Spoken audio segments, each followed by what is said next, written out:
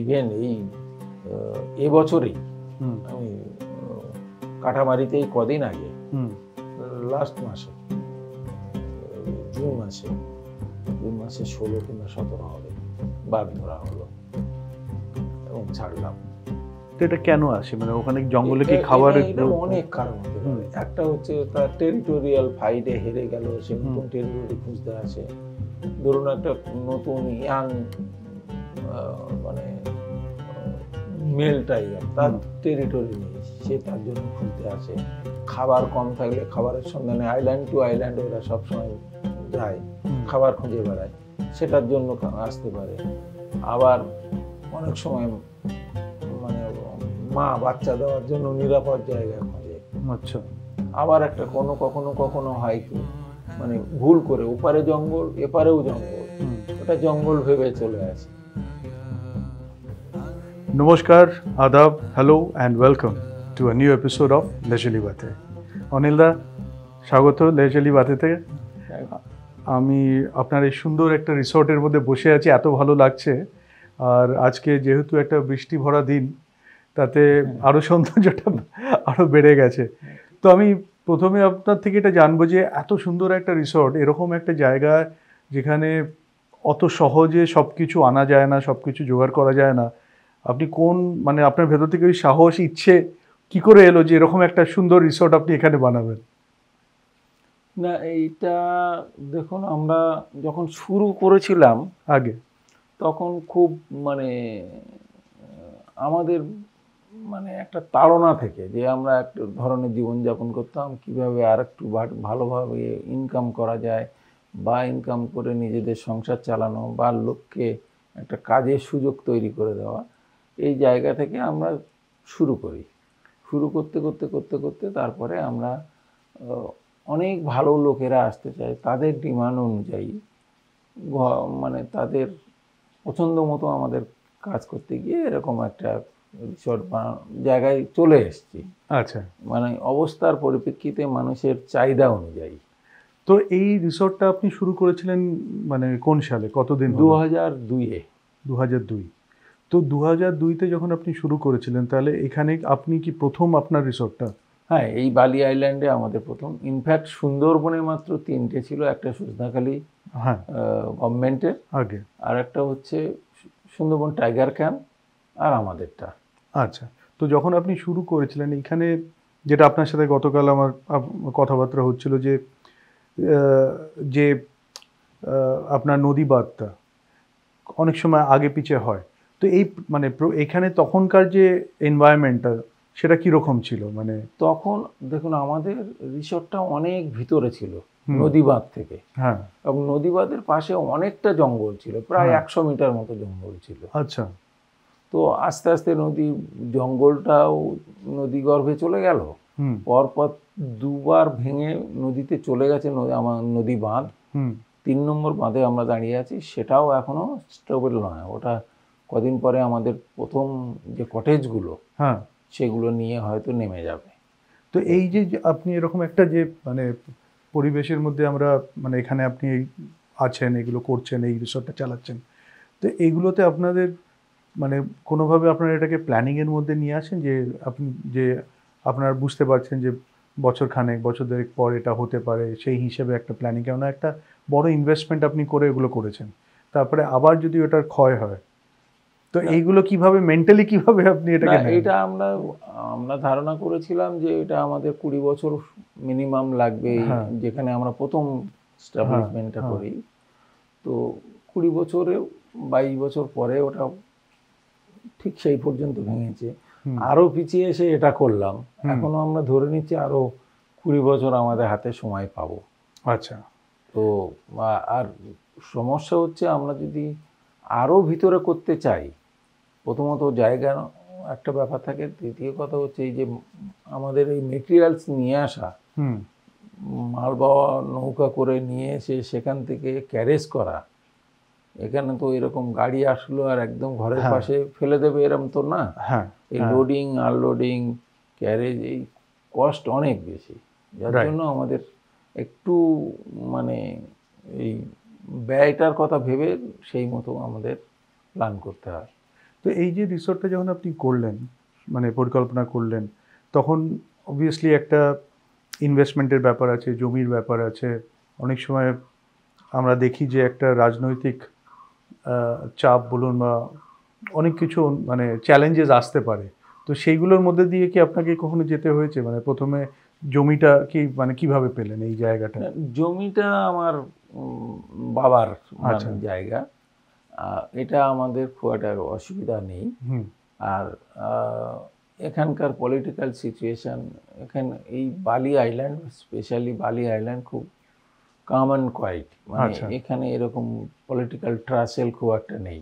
Right, right. আর যেহেতু আমরা এখানে আমাদের জন্ম, এখানে বড় হয়েছি, আমাদের এখানে সবাই চেনে, আমরা বিভিন্ন সামাজিক কাজকর্মের সাথে জড়িয়ে থাকি, আমরা মানে সবসময় মানুষকে নিয়ে, পরিবেশকে নিয়ে কাজ করি, হুম, হুম। সেই সুবাদে সবার সাথে গুড রিলেশন আছে, আচ্ছা। যার জন্য এই চ্যালেঞ্জটা আমাদের কাছে ধরে নিতে পারেন পুরো নীল।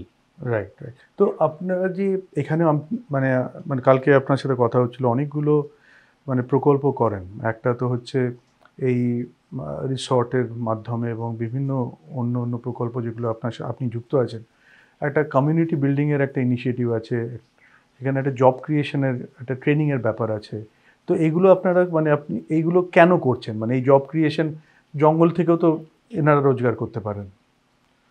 দেখুন, এই রিসর্ট তৈরির পিছনে একটা বড় ইতিহাস আছে। এই গ্রামটা একসময় মানে বিখ্যাত পোচার ভিলেজ বলা হতো। আচ্ছা। মানে এখানে আচ্ছা।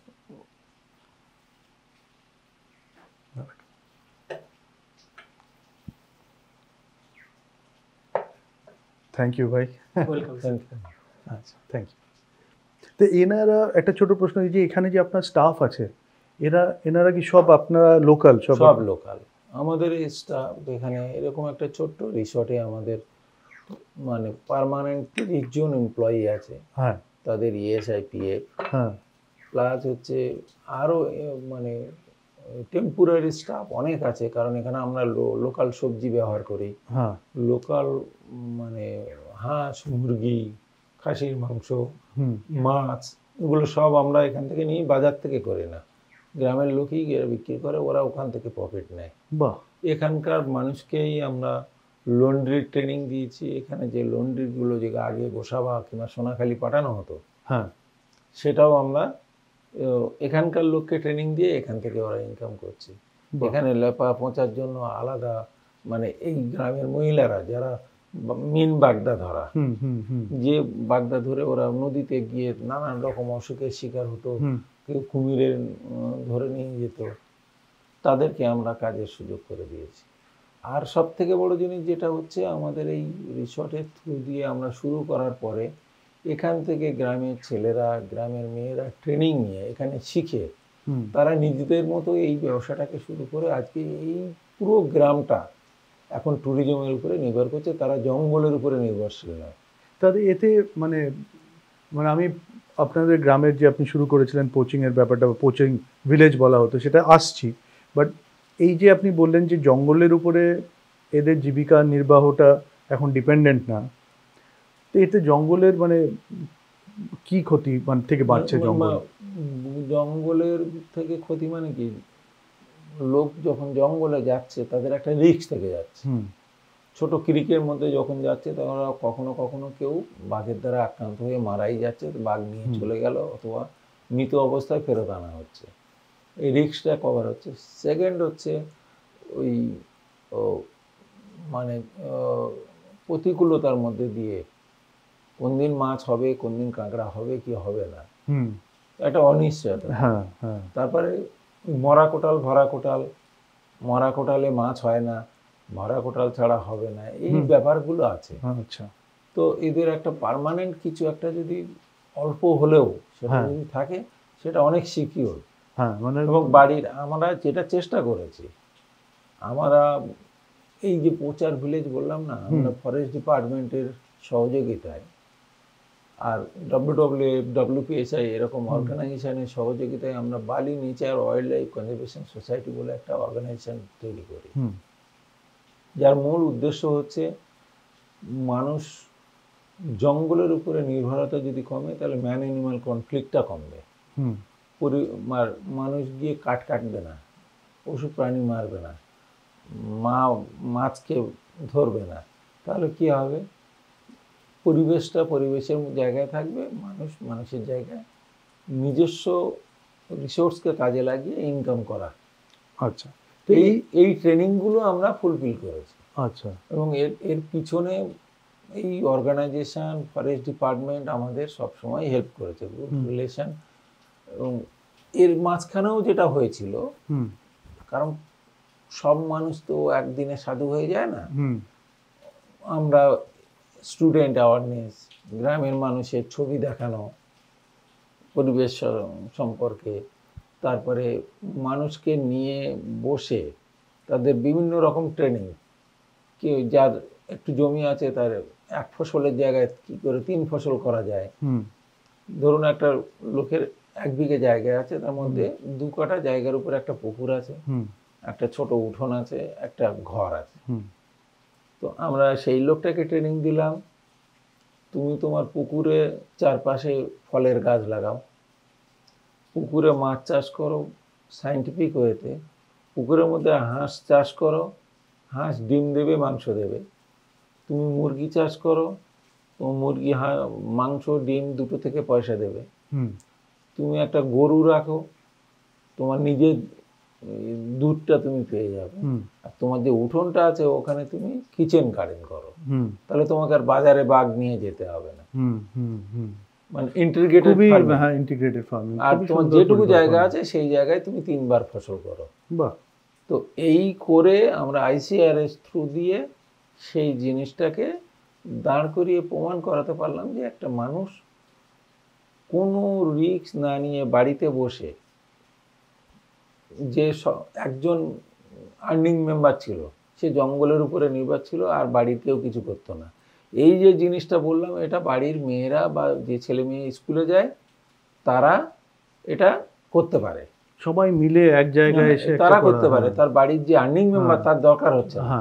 এবার বাড়ির আর্নিং মেম্বার যদি বাড়ির অন্য লোকের খেতে বা ডেলি লেবার হিসাবে যদি কাজ করে, টোটাল ইনকামটা যা দেখা গেল, যে বাড়িতে মহিলা বা ছেলেরা মিলে যে ইনকামটা করছে তার জঙ্গলের ইনকামের সমান। ওই লোকটার ইনকামের কোনো দরকার হবে না, হচ্ছে না। তো ওই লোকটা যখন ফ্রি হয়ে গেল, ও যদি 6 মাস বাইরে কাজ করে, সেই টাকাটাও তার এক্সট্রা হয়ে যায়। তো এটা আমরা দুটো আদিবাসী যারা একদম পিছিয়ে পড়া এলাকা আমাদের বালির মধ্যে বেছে নিয়ে, তারা একসময় আমাদের সঙ্গে যখন মিটিং করতে আসতো, কাপড় ছিল না, মানে তাদের কাপড় নোংরা থাকতো, ছেঁড়া থাকতো। যখন আমরা প্রজেক্টটা শেষ হলো, তারা খুব হাসি মুখে, তারা সবাই এখন ভালো পাকা বাড়িতে বাস করে, তারা এরকম বাগান চাষ করে, তারা কেউ জঙ্গলে যায় না। তো এই যে কোচিং ভিলেজ বলতে এদের আরো একটা সাপোর্ট আমরা দিতাম, সেটা এডুকেশনাল সাপোর্ট, বইপত্র দেওয়া, প্লাস হচ্ছে মেডিকেল, মানে মানুষের যেমন ফ্রি মেডিকেল ক্যাম্প, মানে মিনিমাম পয়সা দিয়ে মেডিসিন আর তুমি অ্যাডভাইস পাওয়া। আবার ওই ভেটেরিনারি, সেটাও আমরা ফরেস্ট ডিপার্টমেন্টের থ্রু দিয়ে আমরা বা অন্য অর্গানাইজেশনের থ্রু দিয়ে আমরা ভেটেরিনারি ফ্রি ক্যাম্প করাতাম। মানে এই যে পুরো জিনিসটা করে মানুষ জানলো যে আমাদের, ওরা বুঝলো এক সময় যেখানে প্রত্যেক দিন হরিণ মারা হতো যে গ্রামে, লাস্ট 20 বছর সেই গ্রামের পোচিং নেই। শুধু আমাদের গ্রাম না, এন্টায়ার সুন্দরবন। আচ্ছা, এটা একটা বিরাট বড়, মানে আপনি মানে এটা আমার একার এফোর্ট না, আমরা পুরো মানে আমরা সবার সঙ্গে যোগাযোগ রেখে পুরো নেটওয়ার্ক, আমাদের নিজস্ব নেটওয়ার্ক আছে। এটা আমরা সব সময় শেয়ার করি forest department, police, CBI, CID সবার সাথে। তো দাদা, মানে এইখানে যে বসতি, মানে সুন্দরবনের বোধহয় 100-র উপরে দ্বীপ আছে।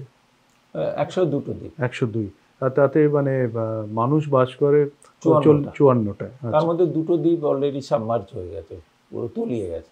তো এটা কেন হচ্ছে, এই যে তলিয়ে যাচ্ছে, আবার একটা নতুন দ্বীপ, আমরা কালকে একটা ডকুমেন্টারি দেখলাম আপনার উপরে, যেটা দেখলাম নতুন একটা দ্বীপ তৈরি হ্যাঁ, হয়েছে, তো এগুলো কেন হয় একটু না, যদি না। মানুষকে বোঝান ব্যাপারটা। ক্লাইমেট চেঞ্জ আসলে দেখুন, এই গ্লোবাল ওয়ার্মিং এর জন্য হ্যাঁ, সি লেভেলটা মানে যে জোয়ার ভাটার যে উচ্চতা সেটা হ্যাঁ। অনেক বেড়ে গেছে।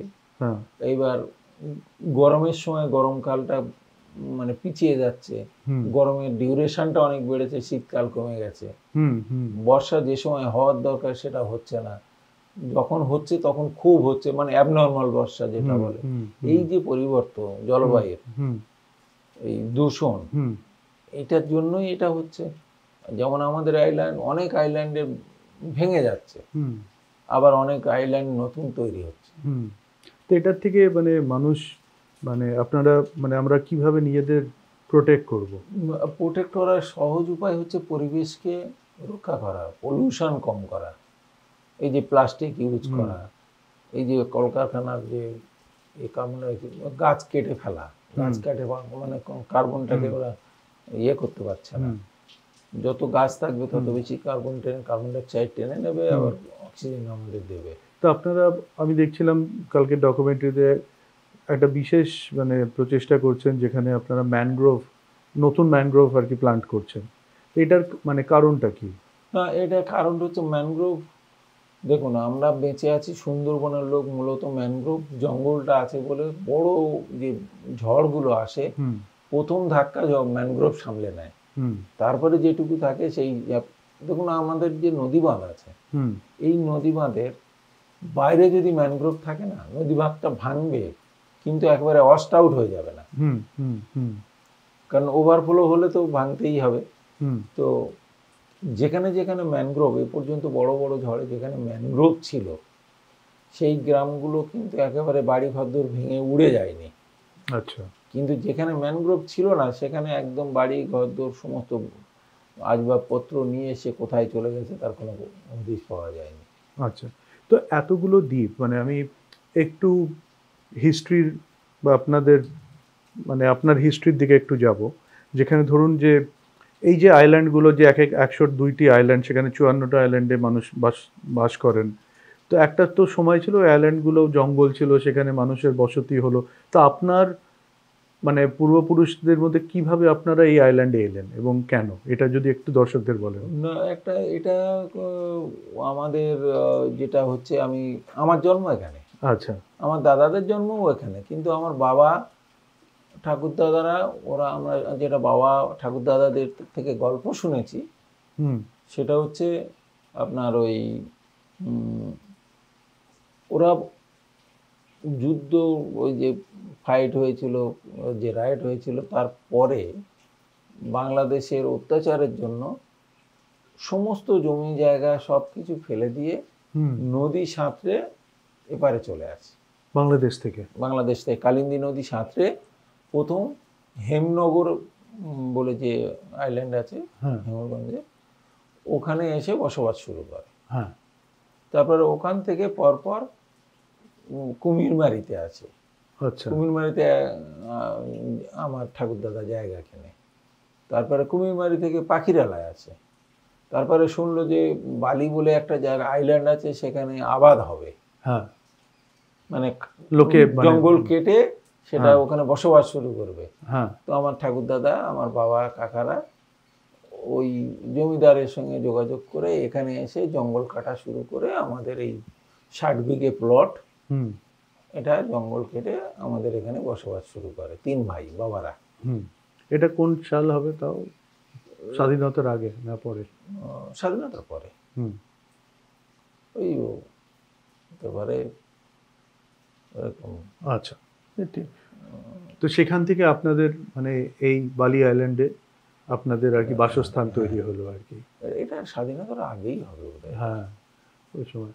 তো আপনি যখন এখানে মানে ছোটবেলা থেকে যখন আপনি বড় হচ্ছিলেন, বা আপনার বাবা যা ঠাকুরদা যখন এখানে এলেন, তো তাদের জীবিকা কি ছিল? মানে তারা কিভাবে আর কি মানে নিজেদের জীবিকা শুনুন, নির্বাহ দেখুন, করতেন? এটা একদম এক জমিটা তখন চাষ হতো এক ফসল, মানে শুধুমাত্র বর্ষাকালে চাষ হতো। হুম, আর বেশিরভাগটাই মাছ, কাঁকড়া, এইসব নদীর উপরে নির্ভর থাকতো। তখন প্রচুর মাছ পাওয়া যেত এখানে। অনেক জঙ্গলের ভিতরে যেতে হতো না, জঙ্গলে আমাদের পাশেই যে জঙ্গল ছিল ওইখানেই জাল ফেললে প্রচুর মাছ পাওয়া যেত। হুম, আর ওই বন্দুক ফন্দুক ছিল আমাদের, ওই হরিণ মারা, পাখি মারা, এইসব। তো এই যে হরিণ কি মানে এই আইল্যান্ডের মধ্যেই ঘুরতো না, তখন, না আপনাদের ওই যেটা আমরা দেখাচ্ছিলেন যে রিসোর্টের বাইরে থেকে যে হ্যাঁ, ওপারে যে জঙ্গল, হ্যাঁ, ওখানে। এখানে কিছুই বন্য প্রাণী ছিল না তখন আর। আচ্ছা, ও যা যা ছিল ওই জঙ্গল ক্যাট, হ্যাঁ, যেটাকে আমরা বাগরোল বলি, হ্যাঁ, ওই ছিল। তারপরে ফিশিং ক্যাট, হুম, মেচু বিড়াল যেটা বলি, হ্যাঁ, হ্যাঁ, এইসব ছিল। আচ্ছা, আচ্ছা, তারপরে শিয়াল ছিল প্রচুর। আচ্ছা, এখন শিয়াল নেই সুন্দরবনে, আচ্ছা, এটা কেন মেরে দিয়েছে মানুষ। মেরে দিয়েছে? আচ্ছা। তো এই সময় যখন আপনারা তো মানে শুধু মানে হরিণ মারার জন্য বা খাবারের জন্য বা হানির জন্য আপনারা ওই পাড়ে যেতেন, মানে এর মধ্যে আপনাদের বাম, তো আপনি প্রথম কখন মানে আপনার জঙ্গলে হাতে করি কোন বয়স থেকে হলো? দেখুন, ছোটবেলা থেকে আমরা তো এইসব ফুটবল খেলা এ করা, বন্ধু বান্ধব, আমাদের আত্মীয় স্বজন, দাদা কাকা, এরা সব জঙ্গলে যায়, হরিণ মারে, ইয়ে করে, এইসব দেখে অভ্যস্ত। হুম, তারপরে আমি স্কুল লাইফ শেষ করলাম, কলেজ শেষ করলাম। তার আগে আমি ওই ইয়ার গান নিয়ে, বন্দুক নিয়ে পাখি মারাটা, হুম, আহ, শনিবার রবিবার পাখি মারতে বেরিয়ে যেতাম। আচ্ছা, তো খালি ব্যাগ নিয়ে যেতাম, আর ওই ব্যাগ ভর্তি করে নিয়ে আসতাম, যাই পেতাম, সে বগ হোক, মাছরাঙা হোক, পায়রা হোক, ঘুঘু হোক, যাই হোক। হুম, তো তারপরে এ ওই যখন গ্রাজুয়েশন পাস হয়ে গেল, তারপরে খেলাধুলো করতে করতে একদিন বন্ধু বান্ধব যারা যায় তাদের সঙ্গে বললাম আমিও যাবো, চল। হুম, তো প্রথমে ওরা হেজিটেট করছিল, তারপরে যা হয় বন্ধু বান্ধব একসাথে উঠে চলে গেলাম। হুম, সেটা ওইরকম ওইরকম কত 90-90 এরকম হবে, হুম, হুম। এরকম সময়। তারপরে ওই প্রথম গেলেন তো, হ্যাঁ। তো সেখানে গিয়ে মানে উদ্দেশ্যটা কি ছিল, মানে কি হরিণের? হরিণ মারা, আচ্ছা, হরিণটা মানে মারার কারণটা কি, মানে মাংসের খাওয়ার জন্য, জন্য। খাওয়ার জন্য? মানে ওই বিক্রিটাও আমাদের খুব একটা ইয়ে ছিল না, শখ। হ্যাঁ, এটা একটা আনন্দ। হ্যাঁ, ও হরিণ রাত্রে ওখানে মারবো, ওখানে আবার বন্ধুরা মিলে ওখানে রান্না করব, হুম, খাবো, আবার যেটা বাঁচবে সেটা নিয়ে আসবো, হুম, এরকম ব্যাপার। তো ওই সময় তো মানে বাঘ অনেক ছিল ওই সময়। হ্যাঁ, তো বাঘের সংখ্যা কি বেড়েছে তখন থেকে না? বেড়েছে। হুম, এখন বেড়েছে, কারণ সংরক্ষণটা তো বেড়েছে। হুম, আগের মতো এরকম বাঘ মারা, হুম, আগে তো নানান রকম উপায়ে কোচিং হতো। হুম, কেউ বন্দুক দিয়ে মারতো, কেউ ফাঁস দিয়ে মারতো, কেউ বিষ দিয়ে মারতো। তো এই বাঘ মানে ধরুন যে বাঘ মারার ব্যাপারটা কি, এটা কি মানে সেলফ ডিফেন্সের জন্য ছিল, না নিজেদের বাঁচাবার জন্য ছিল, না না, সেগুলোকে আবার বিক্রি আমরা হতো? আমরা মূলত সেলফ ডিফেন্স। হুম, মানে আমাদের নিজেদের সামনে বাঘ এসে গেল, ও শত্রু মেরে দাও, হুম, তাহলে আমাদের পথ পরিষ্কার হলো, এইটা ছিল আমাদের মটো। হুম, হুম। এখানে অর্গানাইজড কোচিং সেই হতো না।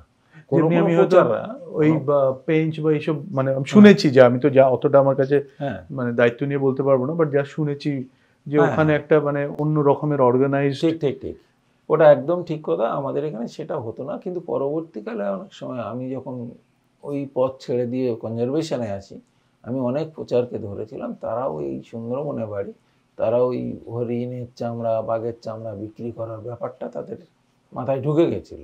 হুম, অ্যারেস্ট করা এবং তাদের মানে পরপর অ্যাওয়ারনেস করতে করতে ফরেস্ট ডিপার্টমেন্ট খুবই সক্রিয় ভূমিকা নেওয়ার জন্য এখানে সব কিছুই বন্ধ হয়ে গেছে। তো এই যে মানে একটা বাজার আছে বলেই তো প্রচাররাও আছে বা প্রচাররাও তৈরি হয়। হ্যাঁ, এ তো আছে। ভিয়েতনাম, এই বাইরে যেখানে যায়, বিশেষ করে চীন, হ্যাঁ, ভিয়েতনাম, এইসব জায়গায় এগুলো। তো আমি মানে আমার এক বন্ধু আছে, আপনাকে বলছিলাম গতকাল, মানে ও পেশাগতভাবে উকিল, কিন্তু ওর নেশাগতভাবে হচ্ছে ওয়াইল্ড লাইফ ফটোগ্রাফার। তো অনেক জঙ্গলে যায়, বাঘের ছবি তোলে। তো আমাকে গল্প শোনাচ্ছিল যে এখন বলে পোচিং বা বাঘ মারা বা এরকম মারা লোকে মানে বন্দুকের গুলিও নষ্ট করে না। না, তো ওই বাঘ মানে আপনি বলতে পারবেন এটা কতটা সত্যি, যে বাঘ যখন মানে একটা কোনো কিছু জন্তু মারে, তার খাদ্য, সেটা অর্ধেক খেয়ে তারপর আবার জল খেতে যায়, সেই জল খেয়ে ফেরার প্রায় 1-1.5 ঘন্টা, 1.5-2 ঘন্টার মতো একটা সময় পাওয়া যায়। সেখানে প্রচাররা বলে মানে বিষ ছড়িয়ে দেয় ওই মৃতদেহের উপরে, যেটা আর কি হরিণ বলুন বা যা বলুন, এবং বাঘ এসে যখন খায় মারা যায়। তো এই যে মানে প্রসেসটা কি এখানেও হয়, বা এটা কি সত্যি নাকি এরকম না, হয়? শোন, পয়জনিং ব্যাপারটা তো সত্যি আছেই, কিন্তু যেটা বিভিন্ন জায়গায় কোচিং হয় সেটা হচ্ছে ট্রাপ। হুম এখানে গলায় ফাঁস দেওয়ার জন্য ট্রাপ পাতা হয় সুন্দরবনে, অন্য অন্য জায়গায় এরকম জাতি কলের মতো এরকম পেতে দেওয়া হয়, ঢাকা থাকে, বুঝতে পারবে না, পা উপরে পা পড়লো, পা দিলে আটকে গেল। হ্যাঁ আটকে গেল, আর ওটা খোঁটা মেরে পোঁতা থাকে, ওটা শিকল দেওয়া থাকে। হ্যাঁ। তো তারপরে ওরা গুলি করে মেরে দিক বা কিছু একটা এনে। ও আর একটা হচ্ছে পয়জনিংটা আছে, হুম সেটা কে কিভাবে দেবে, কেউ গুড়ের সাথে দেয়, কেউ জলের সাথে দেয়, আচ্ছা। কেউ একটা লিওর বানালো খুব সেন্টেড, তার সঙ্গে দিয়ে দেয়। তো এই যে আমরা দেখি অনেক সময় ভিডিওতে, ধরুন দুবাইতে বা এইসব জায়গায়, যে মানে বড় বড় সব বড় লোকদের বাড়িতে পোষা বাঘ টাঘ এইসব নিয়ে, তো এগুলো মানে যাচ্ছে কোথা থেকে? মানে এগুলো কোথাও তো কোচিং এর বা কিছু থেকে না, চলছে? ওইগুলো এখন আপাতত তো মানে আমি যতটা জানতাম যে ইন্টারন্যাশনালি এটা ব্যান্ড হয়ে গেছে। হ্যাঁ। যে আমাদের এখানে আগে দেখতেন যে প্রচুর পরিমাণে ওয়াইল্ড লাইফ, হাতি থাকতো, সিংহ থাকতো, বাঘ থাকতো সার্কাসে, হুম সেগুলো এখন কিন্তু পুরো ব্যান্ড হয়ে গেছে। হুম হুম হুম তো একই রকম ভাবে সব জায়গায় ব্যান্ড হওয়ার কথা, কেউ কেউ এখনো রেখেছে, সেটা অনেক দিন আগের, হয়তো হুম 72-এর আগে তাদের হুম হুম আছে সেটা। হুম ইয়ে করে আর কি। তো আপনার সাথে মানে জঙ্গলের যে একটা যাত্রাপথ শুরু হওয়া, সেখান থেকে প্রথম আপনি বাঘের সাথে ইন্টারাকশনটা কোন বয়সে হয়েছিল আপনার? যখন সিক্সে পড়ি তখন আমাদের গ্রামে একটা বাঘ ঢুকেছিল। আচ্ছা 7 দিন ধরে তাড়ানোর চেষ্টা করেও সেটা মানে যায়নি। আচ্ছা। তারপরে ফরেস্ট ডিপার্টমেন্ট, তখন কল্যাণ চক্রবর্তী ছিল ফিল্ড ডাইরেক্টর, আগে। তো তখন ওই বাঘটাকে গুলি করে মারার ডিসিশন নেয়। আগে। আমাদের বাড়ির সামনেই এই জঙ্গলেই গুলি করে মারা হয়। হুম হুম যখনই প্রথম গুলির শব্দ পাওয়া গেল, বাঘ মরে গেছে, হুম গুলি হয়ে গেছে, আমি আমার আর এক বন্ধু দুজন ছুটে গিয়ে বাঘ গায়ে, ওর গা কত নরম সেটা দেখার জন্য ছুটে গিয়ে বাঘের গায়ে হাত দিয়ে দেখলাম, তখন বাঘ মরে পড়ে আছে। বাবা, তো কি অনুভূতি কি হয়েছিল না তখন? তখন তো অত বুঝিনি, মানে আমরা তখন তো ওটা ভাবেনি যে বাঘ মরে গেছে, আবার কি করবে। তো তখন সাপ, বাঘ, ঘন জঙ্গল, আর ওই এর মধ্যে আমরা বলতাম কাউ ফল বলে একটা ফল, কাউ ফল বা উল্লে ফল পাওয়া যেত, জঙ্গল ঘুরে বেড়াতাম ওই ফল খাওয়ার জন্য, খুব সুন্দর টেস্ট খেতে। তো এইখান থেকে যখন আপনার জঙ্গলের মানে কোচিং এর, আপনার নিজে কোচিং করতে শুরু করলেন, মানে ফর হোয়াট এভার রিজন, তো বাঘের সাথে এনকাউন্টার হয়েছে কখনো জঙ্গলে? হ্যাঁ, প্রথম একটু দিনই বলুন না। যেদিন গেছি হ্যাঁ। সেদিনই বাঘের সাথে দেখা। আচ্ছা।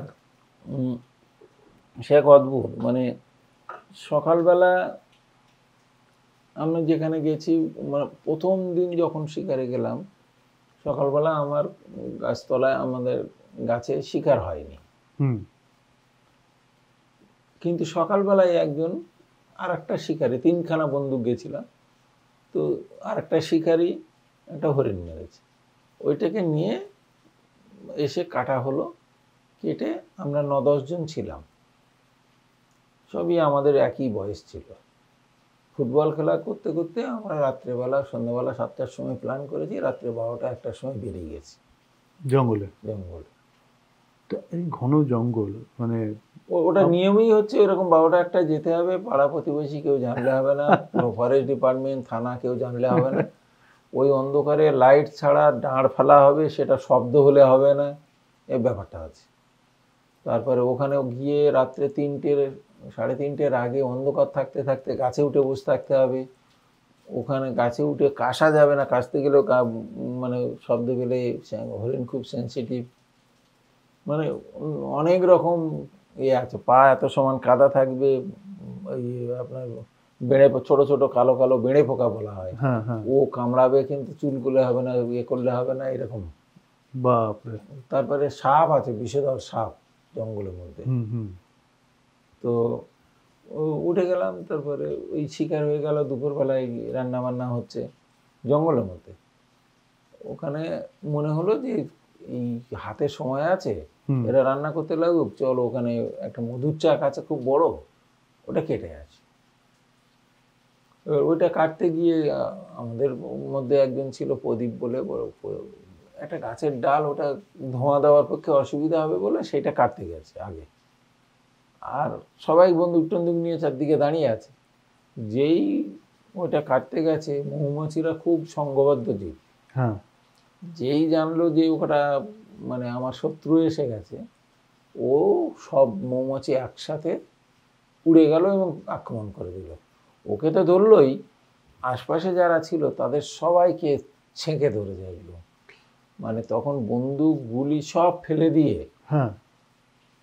বাবারে মারে করে নৌকার ধারে, তখন জোয়ার এসছিল, নৌকাটা যেখানে ছিল ওখানে এসে জলে ডুব দিয়ে, আর ওখানে নৌকায় আমাদের খড়ের ছাউনি নৌকা ছিল, খড়ের ওখানে আগুন দিয়ে ধোঁয়া করা হলো, করলে ওই মৌমাছি চলে গেল। এক একজনের 10টা 12টা করে হুল ফুল ঢুকিয়ে ফুটেছে দিয়েছে। বাবা। একজনের তো মানে একজন জলের মধ্যে মানে পটি করে ফেললো, এতগুলো হুল মেরে দিয়েছে। তো তারপরে কি হবে, মৌমাছি চলে গেল, ওদিকে রান্না বন্ধ হয়ে গেছিলো, আবার রান্না শুরু হলো। তখন আবার ঠিক করা হলো আর একটা কোনো গাছে যেতে হবে, তা নাহলে মৌমাছি ওই যে ফুলে উঠেছে, যন্ত্রণা হচ্ছে, এখনই মধু কেটে সেই মধু ওখানে না দিলে ওটা কমবে না। আচ্ছা। তখন আবার আর একটা জায়গায় যাওয়া হলো, খুঁজে আর একটা চাক কাটা হলো, মধু কাটা হলো, কেটে সেইটা নিয়ে এসে দিয়ে মানে ওটা কমে গেল। হুম। খাওয়া দাওয়া করে বিকালবেলা 2:30-3টের সময় আবার গিয়ে অন্য জায়গাতে আমরা জায়গা খুঁজে গাছে বসে গেলাম। আমরা গাছে ওঠার ঠিক 15, আমি যে গাছে ছিলাম সেই 15 মিনিট মধ্যে বাঘ আমাদের গাছতলায় একটা ঝোপঝাড় মতো ছিল, সেখানে এসে বসে গেছে, আমাদের দিকে তাকিয়ে বসে আছে, আমরা গাছে বসে আছি। একটা শুয়োর আসছিল আমাদের গাছতলার দিকে, বাঘের গন্ধ পেয়ে একদম সঙ্গে সঙ্গে টান করে বিরাট গতিতে ছুটে চলে গেল। আর ওই যে আমরা হই হট্টগোল, বাবারে মারে বিরাট চেঁচামেচি হয়েছিল, হ্যাঁ। কাছাকাছি কোথাও ছিল, বাঘ ওই খবর ওই পেয়ে ওখানে চলে এসছে, ওই এলাকায় চলে এসছে। এবার হরিণ অনেক আগে থেকে বুঝে যায়, ওই চত্বরে হরিণ আর ছিল না, বিকেলবেলা কোনো শিকার আর হয়নি। আর ওই শুয়োরটার গতিবিধি দেখে আমরা বুঝেও গেলাম, সংকেত দিয়ে মূল যারা একটু অভিজ্ঞ শিকারী তারা বললো যে হবে না আর। তো এবার আমাদের গাছতলায় বাঘ আছে, আমরা নামতে পারছি না। আর এটা মানে জঙ্গলের অনেকটা ভেতরে? অনেক ভিতরে, সেখানে ফরেস্ট ডিপার্টমেন্ট যেতে পারবে না, এমন এমন নির্জন জায়গা। আর কোথায় কোন লাইন দিয়ে হরিণ হাঁটে কি হাঁটে সেগুলো সবাই প্রচাররাই জানে। আচ্ছা। তো তারপর ফিরলেন কি করে? তারপরে ওই যা হয়, যারা আগে নামলো তারা এসে আর একটা গ্রুপকে নামাবে, হুম। আর যারা নামছে না তাদের কাছে তারা শেষে আসবে। হুম। তো আমাদের গাছতলায় যখন আসছে বাঘ, এত সামনাসামনি এরকম আসছে, হ্যাঁ। ও কিন্তু বুঝে যাবে যে হাতে বন্দুক আছে, দল বেঁধে আসছে, ও আস্তে আস্তে পিছিয়ে যাবে। যখন লোক আসছে ও আস্তে আস্তে আমাদের গাছতলা থেকে আর পিছিয়ে গেল। হুম। আমরা নামলাম, আমরা এরকম জায়গায় থেকে নামলাম, এরকম জায়গায় সোজা রাস্তা হেঁটে আমরা নৌকার ধারে গেলাম। আর বাঘ, ওই বাঘটা আমাদের যেহেতু টার্গেট মিস করেছে, ওই নৌকাটা তো জলের মাঝখানে আছে, হুম। ও এই ধার দিয়ে ঘুরে গিয়ে নৌকার পাশে একটা ঝোপ আছে, ওখানে গিয়ে অপেক্ষা করছে। যদি কেউ ওকে আলাদা পায়, নৌকা আনতে তো কেউ যাবে, সবাই তো ভিজে যাবে না, তখন তাকে টার্গেট করে ধরবে। যখন এখান থেকে ওইরকম ঘুরে গিয়ে ওখানে মানে আমরা গেলাম, এখানে সোজা গিয়ে এখান থেকে একজনকে পাঠানো হলো যে নৌকাটা নিয়ে আয়। ও এখান দিয়ে ঘুরে গিয়ে ওই জায়গায় পজিশন নিয়ে বসে আছে বাঘ নৌকার পাশে। তখন এই লোকটা যখন এই মাঝপথে একা গেছে, বাঘ তখন ওখান থেকে জাম্প করা শুরু করেছে ওকে ধরবে বলে। আর আমাদের তো 2-3খানা বন্দুক ছিল, নৌকায় তো কেউ নেই। তখন ওটাকে ফায়ার করা হলো, ওর গায়ে না, ব্ল্যাঙ্ক ফায়ার। হ্যাঁ, ও তখন ওইটাকে ভয় পেয়ে সোজা বেরিয়ে গেল। এটা একটা বিরাট মানে আপনার এটা প্রথম মানে একদম প্রথম অভিজ্ঞতা। তো এরপরে মানে আরো মানে আপনার সাথে কখনো মানে ফিজিক্যালি মানে কিছু বাঘের আঁচড় বা বাঘের অনেকবার। এটা কিভাবে মানে কেন এটা কি সেই জঙ্গলে আপনারা না, হরিণ জঙ্গলে শিকারের না, জন্য? আমি মানে আজকের দিন পর্যন্ত প্রায় 80টার উপরে বাঘকে আমি ধরেছি হুম এবং ছেড়েছি ফরেস্ট ডিপার্টমেন্টের সাথে। হুম হুম তো আমার একটা ইনসিডেন্ট ঘটেছিল 2003-এ বালিতেই। হুম একসাথে 3টে বাঘ গ্রামে ঢুকেছিল। হুম মানে 3টে বাঘ? হ্যাঁ, মা আর 2টো বাচ্চা, হ্যাঁ। অলমোস্ট না, হ্যাঁ ফুল গ্রোন কাম। হ্যাঁ তো মা কি করলো, বাচ্চা দুটোকে এইখানে এই আইল্যান্ডে রেখে আবার মা চলে গেল। হুম ওরা ওই 2টো বাঘ এখানে ছিল। হুম তো সকালবেলা গোয়াল ঘরে ছাগল খাচ্ছে, গরু বার করতে এসে দেখে বাঘ। হুম চেঁচামেচি হলো, ওরা খবর পাঠালো আমার কাছে, আগে প্রথম আসলো। আমি ফরেস্ট ডিপার্টমেন্টে খবর দিলাম, এখান থেকে আমি লোকজন নিয়ে ওখানে চলে গেলাম। হ্যাঁ ততক্ষণে প্রচুর লোক জমা হয়ে গেছে। বাঘ ভয় পেয়ে একটা বাঘ ঢুকে গেল একজনের, দেবেন সর্দার বলে একজনের বাড়িতে। হুম আর একটা বাঘ ধান খেতে ঢুকে গেল, তখন ধান পাকার সময়। হুম যেটা বাড়িতে ঢুকেছিল সেটা আমরা ট্যাঙ্কুলাইজ করে ধরে বোটে পাঠানো হলো। হুম আর যেটা ধান খেতে ছিল সেটা কিছুতেই আর ধরা যাচ্ছে না। সারা দিন চেষ্টা করা হচ্ছে, ছুটছে। তো প্রচুর 10-15 হাজার পাবলিক, তারা পলিটিক্যালি প্রেশার দিচ্ছে। এইসব করতে করতে তখন আমরা ওই ধান ক্ষেতের মধ্যেই ট্যাঙ্কুলাইজ করা, যেটা অসম্ভব, সেটা চেষ্টা করতে গেলাম।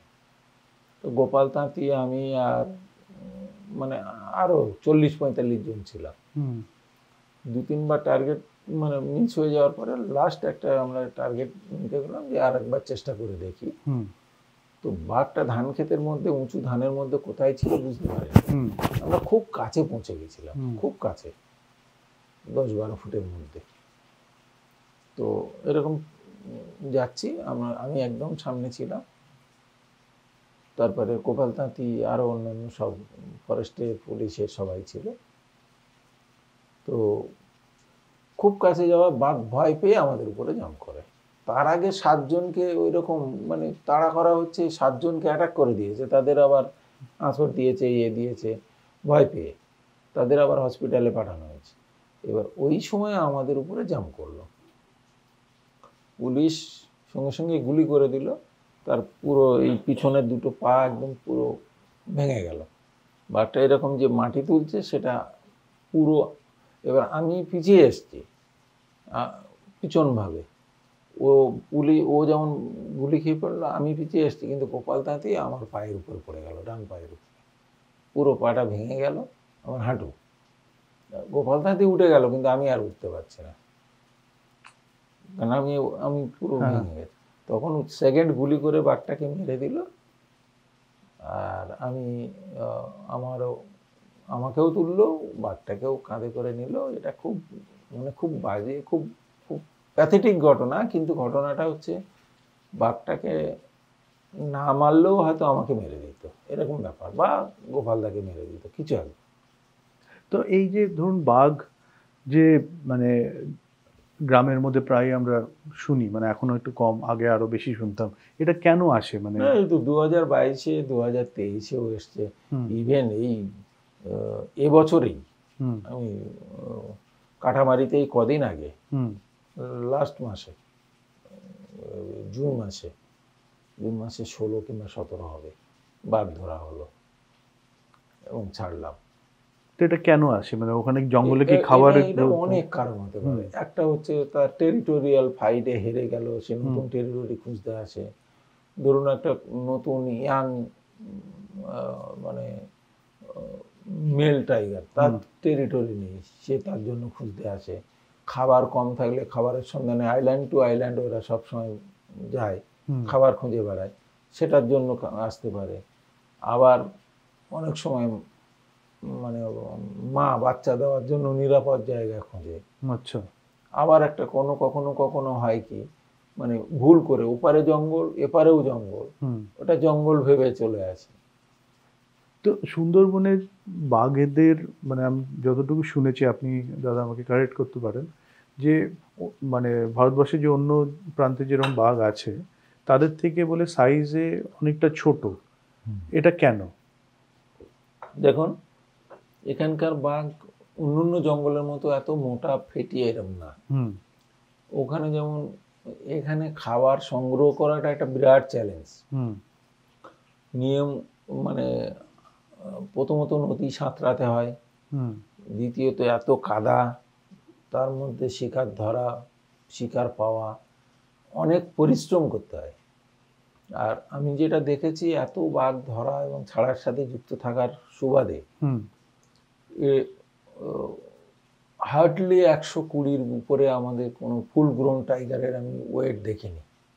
বাট নর্মালি কি কত হয়? নর্মালি 200-250 হ্যাঁ। এরকম। 250-র উপরে তো ফুল গ্রোন মেল টাইগার, কানা, বান্ধবগড়, রণথম্বর এসব টাইগারে আছেই। কিন্তু এখানে 120-র উপরে আমি এখনো পর্যন্ত আমার অভিজ্ঞতার ভিত্তিতে আমি যেটা দেখলাম নেই।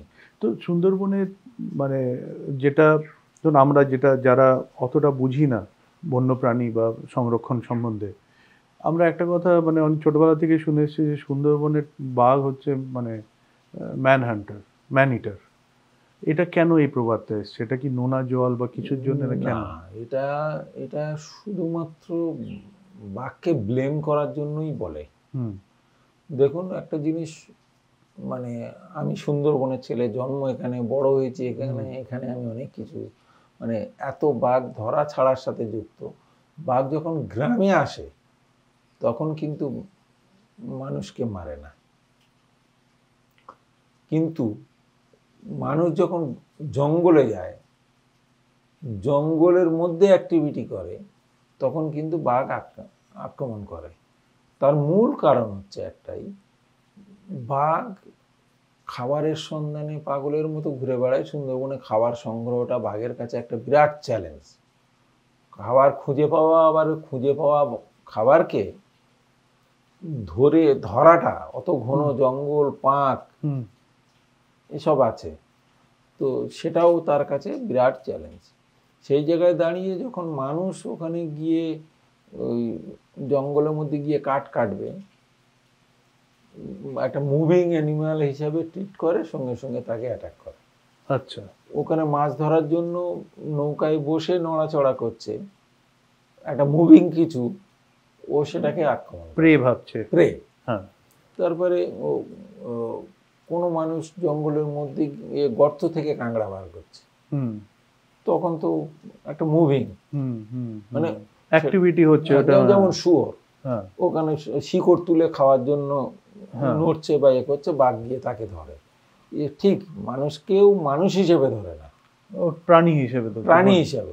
যার জন্য কাঁকড়াও খায় সুন্দরবনের বাঘ, মাছও খায়, সাপও খায়, গোসাপও খায়, মানে যেগুলো নড়ছে সব খায়, সেগুলোই খায়। তো মানে আমরা এটা দেখেছি, এইটা সব থেকে, এই ভুলটা আমরা এই অ্যাওয়ারনেসের মধ্যেও, এটা যে মানুষ সুন্দরবনের বাঘ অ্যাকচুয়ালি বাঘের জন্য এই ইকোসিস্টেমটাকে ঠিকঠাক মেনটেন হচ্ছে, এই ইকোসিস্টেমটা ঠিকঠাক মেনটেন হচ্ছে। তো আমাদের যারা মানে দর্শক আছে, স্পেশালি যারা ছোট দর্শক, তাদের একটু যদি এটা বুঝিয়ে বলে যে বাঘ কেন প্রকৃতির জন্য গুরুত্বপূর্ণ। শুনুন, বাঘ প্রকৃতির জন্য প্রথম কথা হচ্ছে জঙ্গল, এত বড় একটা জঙ্গল, খুব কম সংখ্যক লোক দিয়ে, পাহারাদার দিয়ে, ফরেস্ট ডিপার্টমেন্টের অফিসারদের দিয়ে রক্ষা করা সম্ভব না। বাঘ একটা পাহারাদার। আর এই জঙ্গলটা যদি না থাকে, আমরা ঝড়ঝঞ্ঝা থেকে বাঁচতে পারবো না, আমরা অক্সিজেন পাবো না, আমাদের দূষণ আরো বেশি হবে। আর ওই জঙ্গলের জন্য ছোট কাঁকড়া, মাছ, অন্যান্য প্রাণী, সাপ, ব্যাঙ, অন্যান্য পোকামাকড় সব কিছু আছে। আর এই সব কিছু রক্ষার জন্য, মানে রক্ষাটা ঠিকঠাক হচ্ছে, কেউ ধ্বংস করতে পারছে না, সবার উপরে বাঘ আছে। তাই কারণ বাঘের ভয়ে জঙ্গল কাটতে লোক যায় না। বাঘের ভয়ে মাছ ধরতে গেলেও সতর্কভাবে ধরে।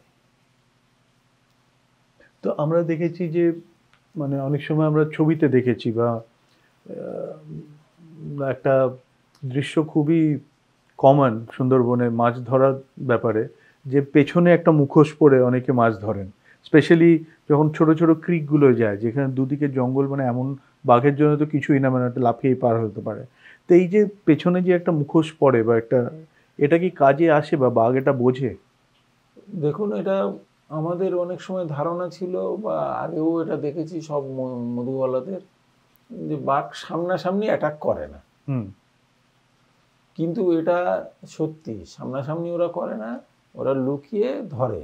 হুম কিন্তু যখন কাউকে একা পায়, একটা গ্রুপে কেউ কেউ যাচ্ছে, তখন একরকমভাবে ও শিকার ধরার চেষ্টা করে। হ্যাঁ আর যখন একা থাকে তখন তাকে অন্যভাবে। সামনাসামনি যখন একজন কেউ ঘোরাফেরা করছে, হুম ওই মুখোশটা কিন্তু খুব একটা কাজ দেয় না। আচ্ছা আর বাঘ সাংঘাতিক ইন্টেলিজেন্ট অ্যানিমাল, হুম মানে আমার জ্ঞানে, আমার হিসাবে আমি যা দেখেছি। কারণ ও খুব তাড়াতাড়ি বুঝে যায় যে এখানে আমার পক্ষে শিকার ধরা সম্ভব নয়, এখানে শিকার ধরতে গেলে আমার মানে আমি হ্যাঁ পারবো না। হ্যাঁ ও এমনভাবেই টার্গেট করে আস্তে আস্তে গিয়ে ঠিক জায়গা এবং পজিশন নেবে হ্যাঁ, যেখান থেকে ও এক চান্সে পাবে। মানে সাকসেস রেটটা খুব হাই হবে। হ্যাঁ, মানে ও এতটাই ইন্টেলিজেন্ট। তো এই যে আমরা দেখি যে নেট লাগানো থাকে অনেক জায়গায়, যে যাতে বন্যপ্রাণী এদিকে না আসতে পারে, ওই নেটটা তো বাঘের কাছে কিছুই না, তাহলে ওটা কেন লাগানো কিছুই হয়? না, ওটা কিছুই না ঠিক, কিন্তু ওইটার জন্যই আজকে আমরা কিন্তু সেট হুম বাঘের একটা ওটাকে কি বলেন, ওর একটা আভিজাত্য আছে। হ্যাঁ ও একটা কোথাও বাধা পেলেও সেই জায়গাতে ও জোর করে টপকাবে না। আচ্ছা সে ওই বরাবর হাঁটবে, ওর ইচ্ছা মতো যদি মনে হয় আমি ওইদিকে যাব, তাহলে সেই জায়গা থেকে ও সুযোগ বুঝে পার হবে। হ্যাঁ ও সেই মতো মানে ওটাকে সাইকোলজিক্যাল ব্যারিয়ার বলা হয়। হুম ও যদি ইচ্ছা করে, ধরুন আমরা অনেক সময় দেখেছি, ওটাকে আমি বলছি কারণ এই কারণে ওই এটা কিছুই না, বা অনেক সময় ওই জায়গা থেকে বেরিয়ে আসবে বলে বেরিয়েই এসছে, ফেন্সিং এর এপারে চলে এসছে। হুম আমরা জানতে পারলাম, ফরেস্ট ডিপার্টমেন্টের সাথে আমি বহুবার গেছি ওইটাকে তাড়িয়ে বার করে দেওয়ার জন্য। ও ওই জালের উপরে জাম করলো, ওই খুঁটিগুলো নিয়ে জাল ভেঙে গেল, ও ঢুকে গেল। মানে আমরা পটকা পাঠিয়ে চেঁচামেচি করে যখন করলাম, তাড়া করলাম, ও বেরিয়ে গেল। তো ওর কাছে ওটা কোনো ব্যাপার না, হ্যাঁ কিন্তু ও স্বইচ্ছায় ওটা ভাঙবেও না। আচ্ছা যার জন্য আগে যে মানে মাসে 2-3 বার 3-4 বার, এখনো হয়তো বছরে 2 বার, কিংবা একটা সাইকোলজিক্যাল ব্যারিয়ার হিসাবে নিচ্ছে। 5 বছরে 2 বার, হ্যাঁ 3 বছরেও 1 বার, এরকম। বাট আমি যখন আপনার রিসোর্টের বাইরে কালকে আমরা যখন কথা বলছিলাম, মানে এখানে একটা জোয়ার আর ভাটার একটা বিরাট বড় মানে মিশ্রণ আছে মানে এখানকার যারা বাসিন্দা তাদের সাথে। তো এই যে যখন দেখছিলাম সকালবেলা আমরা এলাম, মানে আমরা এখান থেকে উঠলাম নৌকো থেকে, স্টিমার থেকে, তো তারপর যখন আমি দেখছি ওইদিকে যে রিজার্ভ ফরেস্টটা অনেকটা দূর, তো আবার ভাটার সময় দেখলাম অনেকটা পিছিয়ে গেছে, অনেকটা মানে হ্যাঁ, কমে গেছে। তো এই যে মানে ও বাঘেরাও কি ওই জোয়ার ভাটার একটা কোনো টাইমিং হিসেবে ওরা এদিক ওদিক করার চেষ্টা করে না কিভাবে? বাঘ খুব বললাম খুব বুদ্ধিমান জীব। ওরা সাধারণত কি করে, জোয়ার আর ওই ভাটার সন্ধিক্ষণে হুম বেশি প্রেফার করে একদম সার ভাটা, যেটাকে একদম শেষ ভাটার সময় হুম এটা জলটা ছোট হয়ে যাবে আর টান কম থাকবে। হুম ওরা একটা টার্গেট ঠিক করে নেয়, আমি এখান থেকে সাঁতার দেবো, ওই জায়গায় গিয়ে উঠবো। হুম তখন যদি কারেন্টটা বেশি থাকে তাহলে তো সরিয়ে দেবে। হ্যাঁ ওই জন্য ওরা সব সময় যখন নিউট্রাল থাকে, স্রোতটা কম থাকে, তখন ওরা সাঁতার দেয়, বেরিয়ে আসে। এবং ভাটার সময় ম্যাক্সিমাম দেখা গেছে ভাটার সময়। আচ্ছা, তো এই যে মানে এখন আপনি যেটা বললেন যে এখন ম্যান অ্যানিমাল কনফ্লিক্ট অনেকটা কম হচ্ছে, এটা কি অনেকটা বিকজ আমাদের এখানকার মানুষেরা জঙ্গলে অনেকটা মানে রেসপেক্টফুলি চলাফেরা করছে বা সচেতনভাবে যাচ্ছেন এবং কাজ করছেন সেটার জন্য, না এবং মানে কি কি কারণে এটা হচ্ছে? না দেখুন, আগে যে ডেসপারেটলি যারা জঙ্গলে যেত, কোনো কিছু মানতো না, তারা করতো, সেই জন্য বেশি অ্যাক্সিডেন্ট। প্লাস আপনাদের যে পরিকল্পনাটা যে আপনি এখানেও একটা অনেক কম অল্টারনেট অনেক ইনকামের একটা ইয়াং ইয়ে করেছেন। জেনারেশন খুব কম মানে জঙ্গলের উপরে তারা বাইরে কাটতে যাচ্ছে, কিন্তু জঙ্গলে যাচ্ছে কম। এবং একটা জিনিস যেটা আমার খুব ভালো লাগলো, এবং এখানে তারা ওই ট্যুরিজম ওরিয়েন্টেড কাজকর্মে ম্যাক্সিমাম এখন ট্যুরিজম নিয়ে সবাই কম বেশি ইনকাম করছে এবং তাতে খুব ভালো আছে, সুখী আছে। হ্যাঁ, মানে আপনার স্পেশালি আপনার রিসোর্টে আমার এত ভালো লাগলো যে এত সুন্দর পরিষেবা। সবচেয়ে বড় কথা হচ্ছে যে মানে রিসোর্ট তো অনেক আছে, হোটেলও অনেক আছে, কিন্তু এত আন্তরিক একটা পরিষেবা এটা খুব কম জায়গায় পাওয়া যায়। মানে সবার থেকে নিজের মনে করে তারা কাজ করছে। এটা কি আপনার নিজস্ব কোনো ট্রেনিং, না এই অঞ্চলের এই জিনিসটা এই অঞ্চলের সাথে যুক্ত? দেখুন, আমাদের এই রিসর্টটা করার অর্থটা হচ্ছে এখান থেকে মানুষ শিক্ষা নেবে, তারা ভবিষ্যতে আরও 5 জনকে শেখাবে, এই নিজের ইনকামের সাথে সাথে পরের ইনকাম তৈরি করার একটা মানে পথ দেখানো, সাথে সাথে ট্রেনিং, যে কীভাবে মানুষকে আন্তরিকভাবে, আমি হয়তো 5 স্টার ফ্যাসিলিটি দিতে পারবো না, কিন্তু আমার যেটুকু আছে সেইটুকু ঠিক পরিষ্কার পরিচ্ছন্নভাবে আন্তরিকভাবে পরিবেশন করা, এই জিনিসটা খুব জরুরি। এইটা এখান থেকে শিখেছে এবং আমি খুবই মানে খুশি এবং আনন্দিত। কারণ হচ্ছে আমার এখানে শিখে আমার গ্রামের যারা আনএডুকেটেড, যারা একসময় আমাদের এখানে বিভিন্ন লোকের বাড়ি, আমাদের বাড়িতেও কাজ করতো, সেই রকম ছেলেরা আজকে হোমস্টে তৈরি করেছে, তারা ট্যুরিস্ট বোর্ড তৈরি করে তারা আরও 5 জন লোকের কাজের ব্যবস্থা করে দিচ্ছে। সত্যি খুবই ইন্সপিরেশনাল। তো এখানে আপনি একটা খুব সুন্দর স্কুল তৈরি করেছেন, মানে এইটার একটু ব্যাপারে একটু বলুন, কবে এই পরিকল্পনাটা শুরু করলেন?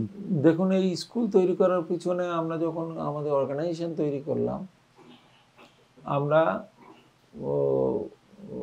WWF, WPSI, ফরেস্ট ডিপার্টমেন্টের সহযোগিতায় ওদের সঙ্গে পরিচিত হই। আমি WPSI এ কাজকর্ম করি, মানে পার্মানেন্ট এমপ্লয়ি।